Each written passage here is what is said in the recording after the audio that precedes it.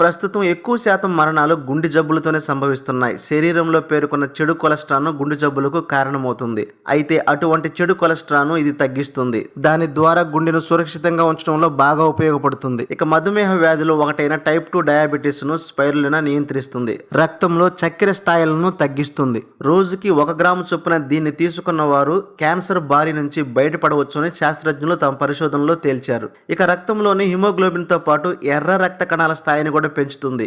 ఎక్కువగా పనిచేసినా వ్యాయామం చేసినా అలసిపోయేవారు దీన్ని తీసుకుంటే అలసట దరిచేరదు. ముఖ్యంగా క్రీడాకారులకు, ఎక్కువగా పనిచేసే వారికి ఈ స్పైరులినా బాగా ఉపయోగపడుతుంది. మనం రోజు తినే ఆహారంలో carbohydrates, proteins, fats, vitamins, minerals, water అవన్నీ అవసరం. కానీ ప్రస్తుతం నడుస్తున్న జీవనశైలికి విటమిన్ డెఫిషియన్సీ ఉంది. మరి స్పైరులినా తీసుకోవడం వల్ల మనం తీసుకునే ఆహారం కన్నా ఎక్కువ రెట్లు పొందవచ్చు. అందుకని స్పైరులినాను సూపర్ ఫుడ్ అంటారు. ఈ స్పైరులినా